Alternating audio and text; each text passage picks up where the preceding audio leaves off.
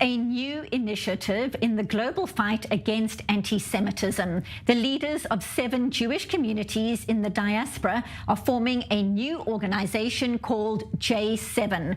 Major organizations in the United States, Canada, the United Kingdom, Germany, France, Argentina, and Australia have announced the formation of this new task force against anti-Semitism, a collaboration focusing on common challenges in response to the increasing rates of anti-Semitism around the world.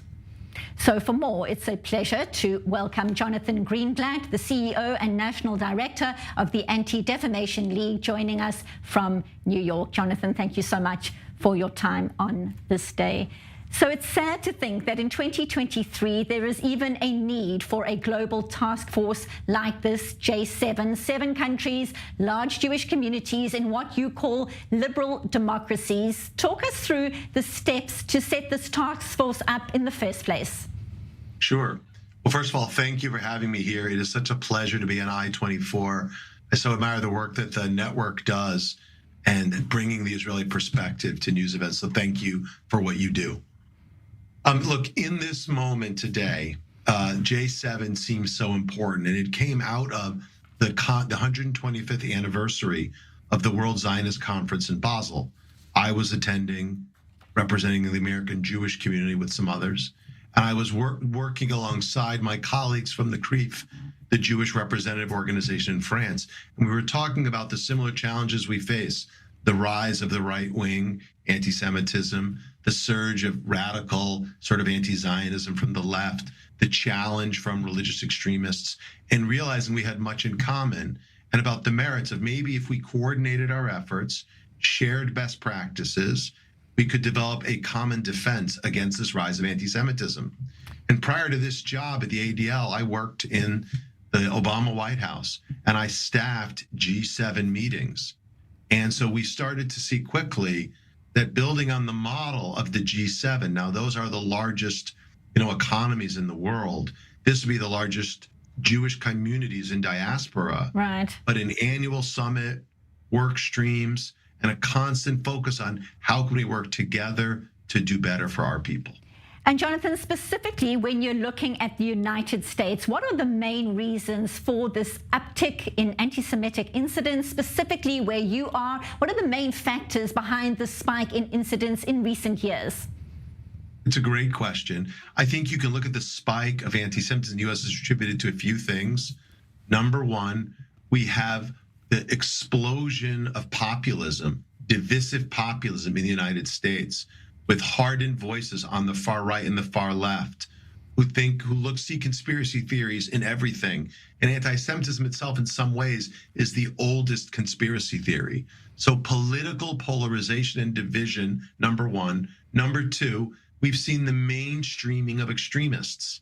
So whether, again, it's far-right extremists like Marjorie Taylor Greene or Lauren Boebert in the U.S. House, or hardened anti-Zionists like Ilhan Omar, Rashida Tlaib in the House, you have both sides becoming increasingly part of the public conversation in the U.S. And then thirdly, social media continues to propound the kind of incidents you're seeing on the screen right now. Right. And the memes that come out of them and the replay is just so awful. So essentially taken together, I would say, political polarization and division, the normalization of extremism, and finally, the mainstreaming, and finally, the amplification of social media like Facebook, TikTok, and Twitter.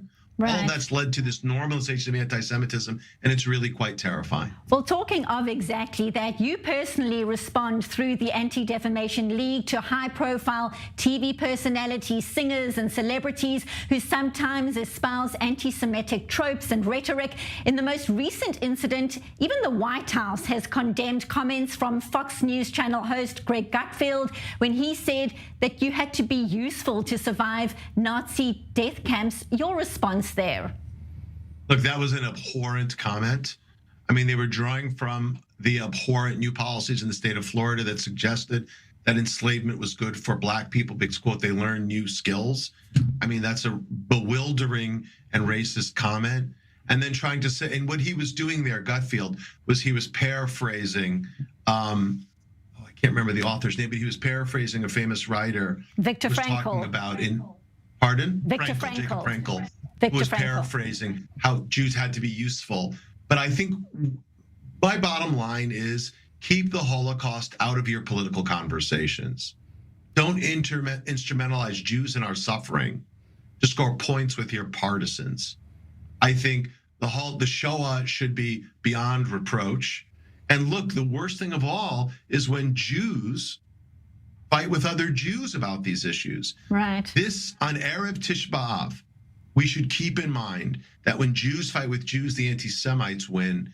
Keep this stuff out of the political conversation. Let's just focus on the strength of our people. And as you say, when these issues are on social media, positive messages and negative messages spread very quickly. You have your finger on the pulse of the sentiment within the Jewish communities in the United States. So talk to us about the feelings right now, about the current tensions here in terms of the fight for democracy. Protests are obviously being broadcast globally. The US-Israel relationship is under the microscope too. What impact is the political crisis here having within the Jewish community in the diaspora and the way that Israel is perceived right now? Look, the overwhelming majority of American Jews are Zionists, the overwhelming majority. They have a deep and emotional connection to Zion. I mean, look, let's be honest.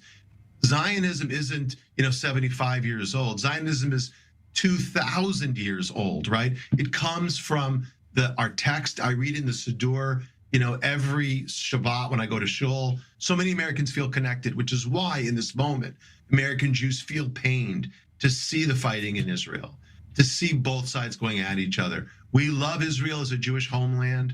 We love Israel as a liberal democracy. We love Israel as an open, pluralistic homeland for the Jews from all over the diaspora.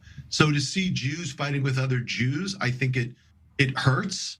To see that Israeli democracy may be, how might you say, fragmented, that it might be repressed, that it might change, is very worrisome to American Jews.